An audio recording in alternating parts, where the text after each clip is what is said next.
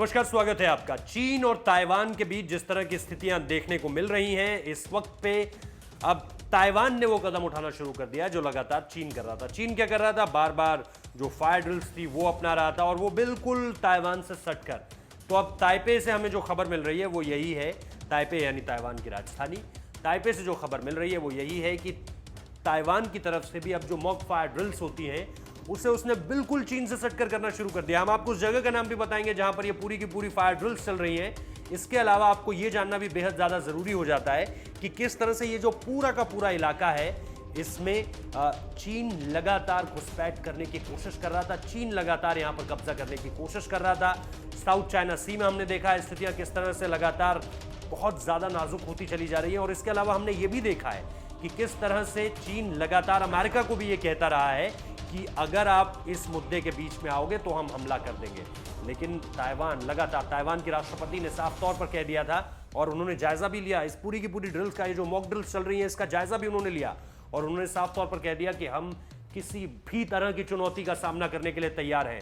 आपको याद होगा कि कई बार अभी बीते दिनों में ऐसा हो चुका है कि ताइवान से उड़े, माफ कीजिएगा, चीन से उड़े जहाज जो है वो जैसे ही ताइवान के एयर स्पेस में एंट्री लेते हैं ताइवान की तरफ से सिर्फ एक वार्निंग दी जाती है, उन्हें यू टर्न लेना पड़ता है।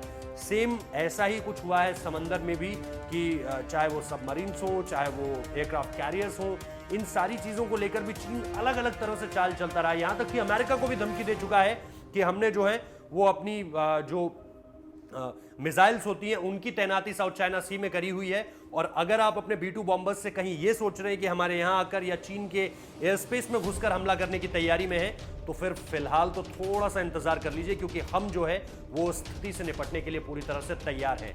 और ऐसे में जब अमेरिका और चाइना के बीच ताइवान आकर खड़ा हो गया है, कहीं ना कहीं उस स्थिति को समझने की कोशिश कीजिए, क्योंकि देखिए ताइवान और चीन के बीच लगातार ये संघर्ष चलता रहा है। लेकिन इस पर जैसे ही अमेरिका की एंट्री होती है तो चीन को पता चल जाता है कि अब अगर हमने सीधा यहां पर हमला छेड़ने की कोशिश की तो फिर उसका जवाब अमेरिका भी देगा, यानी अमेरिका भी इस पे इन्वॉल्व होगा। और ये कोई आज का मसला नहीं है, ये लगातार हम देख रहे हैं कि साउथ चाइना सी में किस तरह से चीन उसके कई हिस्सों को हड़पना चाहता है, आइलैंड्स को हड़पना चाहता है, जिसको लेकर के दुनिया भर से आवाजें उठी हैं, लेकिन चीन मानने को तैयार नहीं है। तो ऐसे में ये जो फायर ड्रिल्स हैं ताइवान की तरफ से की गई वो ये बताने के लिए काफी है कि अब ताइवान भी पूरी तरह से आर्म्ड रूप में या अपने आप को, अपने वेपन्स को शो करने के लिए पूरी तरह से तैयार है और वो लगातार दिखा भी रहा है। जबकि और ये मजाक उड़ाते हुए कि ग्लोबल टाइम्स जो है वो बचकानी हरकतें करता रहता है, जो भोपू कहते हैं, हम भोपू कहते हैं, ये चीन का भोपू है एक तरह से ग्लोबल टाइम्स, जो ऐसे ऐसे वीडियोस दिखाता है जिनको देखकर कई बार लगता है कि हम वीडियो गेम देख रहे हैं। तो उस तरह की चीजें जो सामने निकल कर आती हैं उसका मजाक अब ताइवान भी उड़ा रहा है, भारत तो लगातार उड़ा ही रहा था। लेकिन ये जो पूरी की पूरी दिलचस्प है, जो पूरी की पूरी तस्वीर निकल कर आई है जिसमें ताइवान की फौज जो है वो सीधे फायर्स के साथ, सीधे हथियारों के साथ चीन को चेतावनी देती हुई नजर आ रही है, ऐसा इतनी बड़ी संख्या में पहले कभी नहीं देखने को मिला था। और इसमें जो अहम है वो है एंटी लैंडिंग युद्धाभ्यास। मतलब अगर ताइवान और चीन के बीच कल के दिन युद्ध होता है तो उसे तैयार रहना है एयरक्राफ्ट वॉरफेयर के लिए, एंटी लैंडिंग युद्धाभ्यास के लिए, हॉवरक्राफ्ट के लिए, जंगी जहाज़ों को निशाना बनाने के लिए, क्योंकि वही जो है वो चीन की तरफ से सबसे ज़्यादा होगा। और इन दिनों जिस तरह से हमने आपको बताया कि चीन बार बार ताइवान पर हमले की धमकी देता रहता है, उस बीच ये अभ्यास बहुत अहम हो जाता है जिसमें लैंडिंग क्राफ्ट है, हॉवरक्राफ्ट है और जंगी जहाज़ है।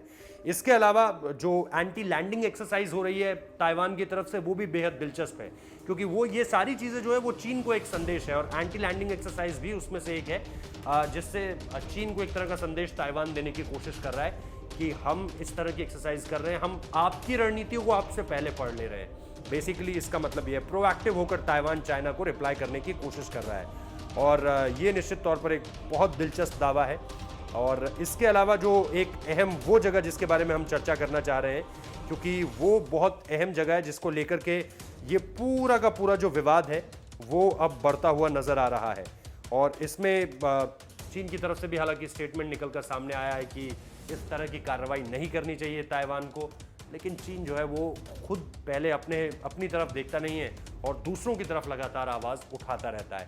तो ताइवान की तरफ से ये जो अब एयरक्राफ्ट लैंडिंग के खिलाफ जिस तरह से वो तैयारियां कर रहे हैं कि अगर चाइना ऐसा कोई कदम उठाता है तो फिर हम बड़े कदम उठाने के लिए तैयार है।